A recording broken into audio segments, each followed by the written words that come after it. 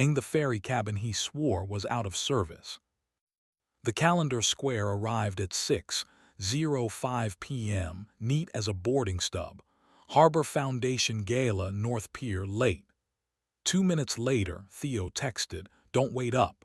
Port Authority asked me to peek at a generator fault on the night ferry after speeches. Proud of me." Read he spends the heart when the rest of the sentence is asking for diplomatic immunity.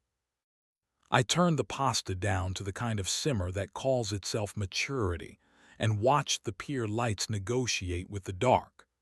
The square on my phone pulsed once and then behaved. I rinsed an already clean spoon because sometimes unnecessary is the only honest verb available. At 6:23, a number I didn't recognize sent a message that recognized me anyway. If the gala at the pier, why did he just badge the ferry and head for cabin C? Crew gangway past the customs kiosk. Reader hates witnesses, cover it and lean. I can hold sweep 2 minutes. Signed with a single letter, J, as if the alphabet had leaned on a mooring cleat and promised not to scrape. Jules runs nights on the water the way a good hand runs a knot, quick, quiet, and uninclined to explain.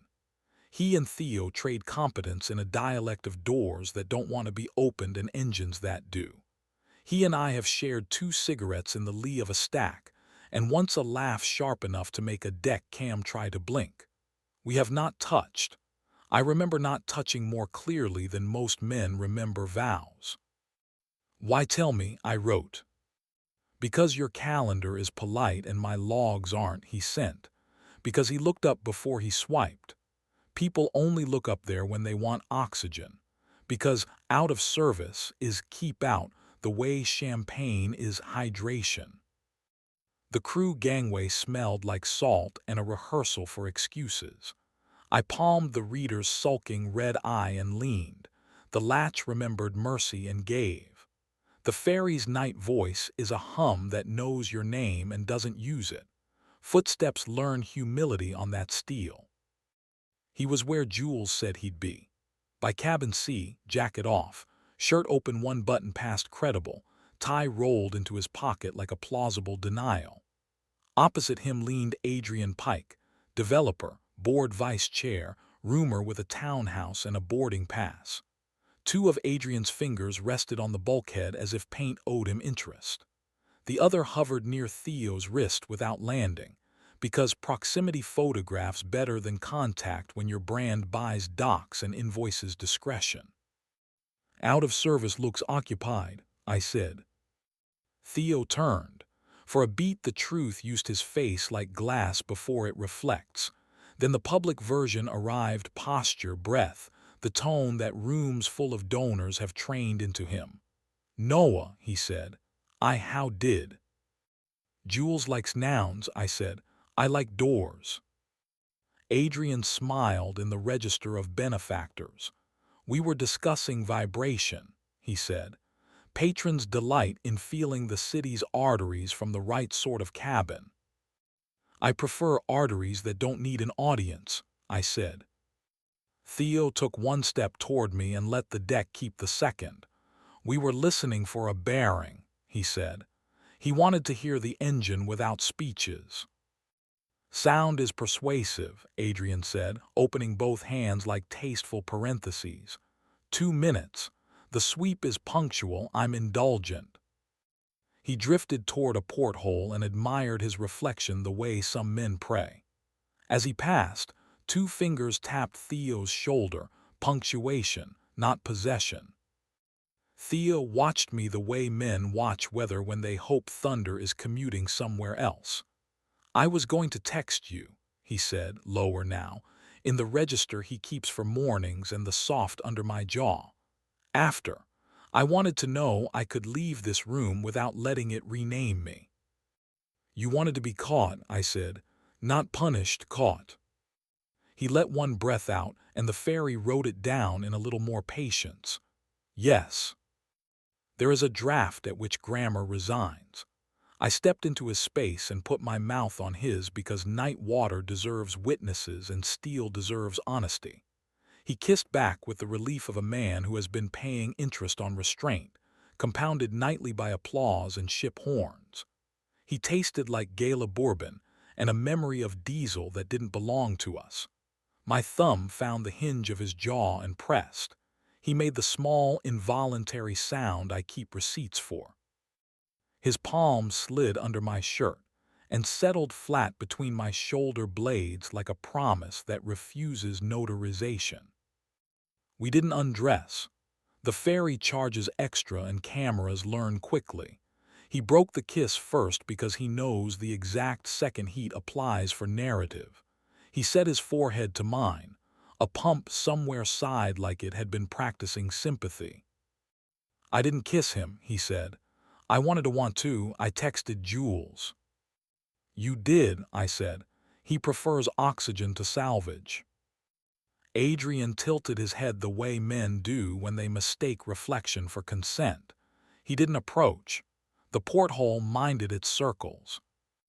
"Come home," Theo said. "After I thank the person who hears doors," I said. Jules waited where the corridor gives itself back to the crew stair, lanyard looped over 2 fingers, patience of a man who teaches water to keep confidences. He didn't smile. He also didn't make mercy expensive. "Sweep hits this deck in 90, he said. "If you don't want to explain your lives to a flashlight that knows your shoes, take the service ladder to the galley, cut through dry stores, out by the loading ramp. The pier cam believes every dolly is a dolly." "You sent the message," I said. "I opened a door," he said. "You two remembered how to walk." The galley smelled like steel teaching onions to behave. Dry stores stacked their patience to the ceiling. The ramp offered us back to rain that had opinions but not authority. We chose sidewalks over lobbies because lobbies write captions. At home, the pasta forgave me for confusing patience with character. We ate standing, like mammals who know where the bowls live. He told me Adrian had been sculpting a compliment into a proposition for weeks, and he had helped because selection feels like love when usefulness empties your pockets. I told him Jules had texted because some people choose air over alibi. He didn't ask whether Jules and I had ever been a worse idea. I didn't say how a green exit light turns Jules's mouth into punctuation that finally understands itself. We didn't fight. There wasn't theater left to sell. Later, in bed, we left a sliver of cool like a reservation and let it surrender because the night had already billed us for restraint. He kissed me with the steadiness I trust more than policy. I put my mouth where his jaw goes humble and told it a morning. It was heat without spectacle. The building minded its pipes. The harbor rehearsed forgetting our names, and we assisted. Morning behaved. Coffee made its case. The calendar square for tonight stayed blank, which in this town is the kink we can afford. Thea tied a tie over a throat I intend to retire with patience and kissed me like the door already knew our names.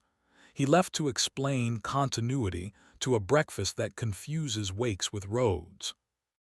At 9:13 a text arrived from a number saved as one letter. No cabin cam saw anything but curtains. I looped a pump test for 20. Consider it training. "Jay, I sent, you're very proud of your training." He replied, "I'm proud of your exit." No punctuation correct. By noon, a society blog posted Adrian haloed in champagne on the pier, captioned with stewardship and tide. I scrolled past. It wasn't our room. At 1:22, Theo sent a picture of our kitchen plant basking in a dutiful square of sun. "Room exists," he wrote. The week pretended to be a timetable you could trust. Adrian sent a revised pledge with fewer adjectives and more commas. Theo read until the commas behaved like a harness and set it face down. He pressed his forehead to my temple for 7 respectful counts. The air remembered its job. 2 nights later, the harbor hosted Night on the Water. Honest wristbands, real families, children learning that a horn means wait and a line means respect. We went together, because sometimes the correct grammar is plural.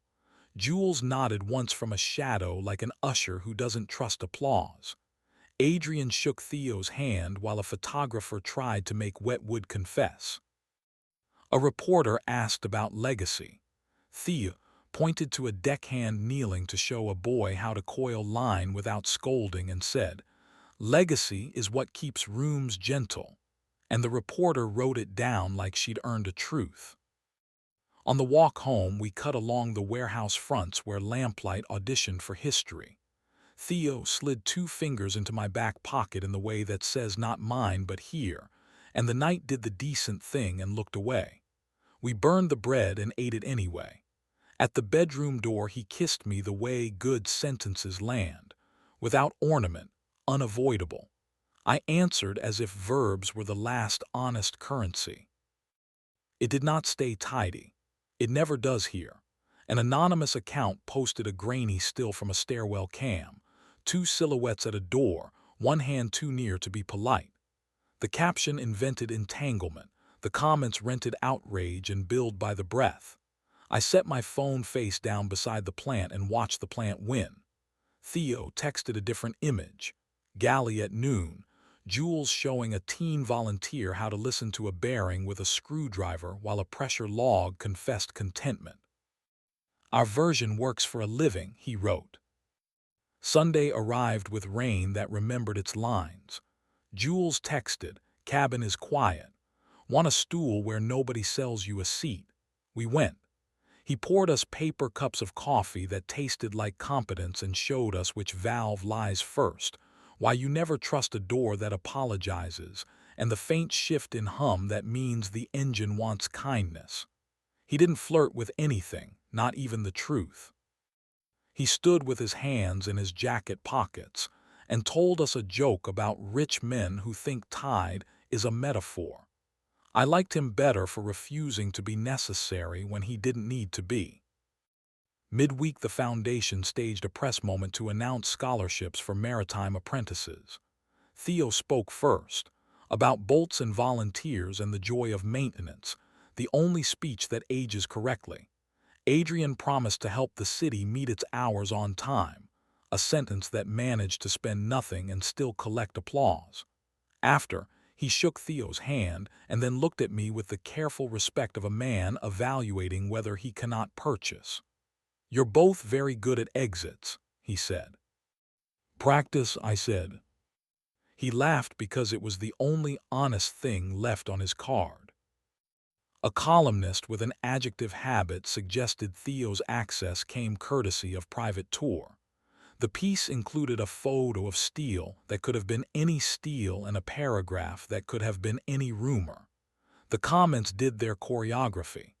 I carried the plant to the sink and let water talk to its roots like a promise we could keep. That night, we turned our phones face down and cooked like people who still believe heat tells the truth. On a windy Thursday, Jules sent a single word, weather, and we met him by the bow where rain negotiates with distance. He showed us which scupper floods first, where to stand when lightning rehearses a skyline, and how to hear the almost silent pause that means a clutch will miss its cue without kindness. He didn't ask about the photo. We didn't say his name out loud. 3 people wide beneath a city that finally decided to forgive, we let the storm remove adjectives we didn't need. Life kept refusing to be purchased. Adrian kept sending commas that wanted homes. Theo kept returning them with better ones. The plant kept inventing a shade of green that turns vanity domestic. We kept our calendar squares blank on purpose, because blanks are the only promises rooms respect. Sometimes, near midnight, we walk the pier and look at the ferry easing out like a rumor that knows better. From the quay, you can't see the hand that hovered without landing, or the small, decent posture of a man who teaches heavy air to be gentle. You can only see a disciplined glow pretending not to belong to anyone. That's as it should be. We circle the block and go home without letting the harbor perform at us. He takes my wrist like a man reteaching himself the grammar of doors. I think about the cabin and the 2 minutes that were enough, about how some rooms try to own you and others teach you how to leave correctly. Sometimes I think about Adrian paused by a porthole like a man who wants to buy air and discovering it doesn't invoice. Sometimes I think about Jules's line, "I opened a door," and how it's the only biography I want for this version of us. Tonight's square is empty. We're leaving it that way. Let the ferry keep its horn and the city its applause. We have the gangway, a plant we refuse to let die, and the quiet grammar of a decision that knows where it belongs. Not in the rumor, not in the photo, but in the mouth that learned to say "come home" and mean it. If we get caught again, let it be by each other. The rest of the world can rehearse weather. We'll be in the room that doesn't need it, counting breaths until they sound like bearings settling into kindness, and a morning we can afford, and calling that enough.